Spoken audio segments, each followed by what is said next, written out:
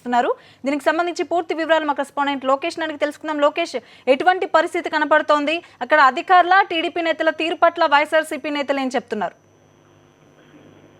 ఇది కర్నూలు జిల్లాలో ఏదైతే మొదటి నుండి తమ ఆధిపత్యం కోసము, తమ చెప్పిన మాట చెల్లుబాటు కోసము టీడీపీ రాజకీయ ఎత్తుగడలు చేస్తున్నాయి. ఏదైతే ప్రతిపక్షంలో వైఎస్ఆర్సీపీని తీయడానికి ఈ రాజకీయ దురుద్దేశంతో వారిపై అక్రమ కేసులు బనాయించడము, అదేవిధంగా వాళ్ళకు ఒత్తిడిని లోను చేసే విధంగా ఈ అధికారులను ఉపయోగించి వారిపై ఇటువంటి తప్పుడు కేసులు బనాయిస్తున్నారని వైఎస్ఆర్సీపీ శ్రేణులు చెప్తున్నారు. మొదటి నుండి ఏదైతే ఈ కర్నూలు జిల్లాలో వైఎస్ఆర్సీపీ ఆధిపత్యాన్ని తమ వైపు తీసుకునే విధంగా ఈ ప్రయత్నాలను కొనసాగుతున్నాయి. దీనిలో భాగంగానే ఈ రోజు వైఎస్ఆర్సీపీ ఎమ్మెల్యే భూమా నాగిరెడ్డిపై అక్రమ కేసు బనాయించి దాడి, అదే హత్యా ప్రయత్నం కింద ఆ కేసు నమోదు చేశారు. దీనికి ఎటువంటి పరిస్థితుల్లో జంకే పరిస్థితి లేదని చెప్పేసి వైఎస్ఆర్సీపీ శ్రేణులు చెప్తున్నారు. ఈ నంద్యాల పట్టణ అభివృద్ధి కోసము తాము ఏమి చేయడానికైనా ఎటువంటి కేసులు బనాయించినా గానీ ఎదుర్కోవడానికి సిద్ధంగానే ఉన్నామని వైఎస్ఆర్సీపీ ఎమ్మెల్యే భూమా నాగిరెడ్డి చెప్తున్నారు. ఇక్కడ పరిస్థితి ప్రస్తుతం అయితే ఉధృతంగా ఉంది. ఈ నంద్యాల పట్టణం పూర్తిగా పోలీసుల పారలో నెలకొంది. నిన్నటి నుండి ఈ తనిఖీలు నిర్వహించడంలో భాగంగా అదే విధంగా ఈ భూమా నాగిరెడ్డిని ఏ విధంగానైనా అరెస్ట్ చేయాలనే ఉద్దేశంతో పోలీసులు వివరించి ఉన్నారు.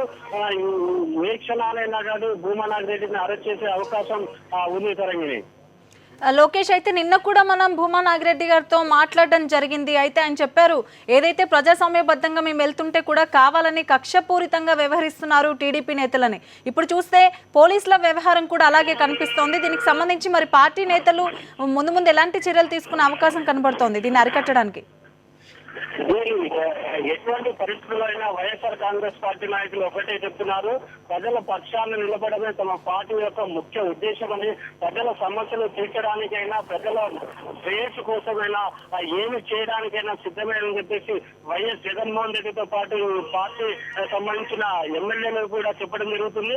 అదే విధంగా అదే కోణంలో నంద్యాల పట్టణంలోని ఏదైతే సమావేశం మున్సిపల్ సమావేశం జరిగిందో అటువంటి వాళ్ళు తీసుకున్న నిర్ణయాలు కావచ్చు, తీర్మానాలు కావచ్చు, అవి ఖచ్చితంగా ప్రజలకు ఉపయోగపడే విధంగా దానికి సంబంధించి చర్చ జరిగి వాళ్ళకు అనుకూలంగా ఉండే విధంగా చేయాలనేది మొదటి నుండి చేస్తున్న ప్రయత్నం.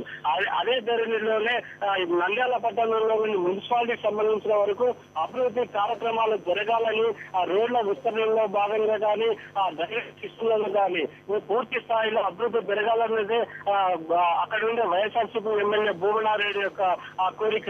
దానికోసం తమ సొంతంగా 25 లక్షల దాకా విరాళాలు కూడా ఇవ్వడం జరిగింది.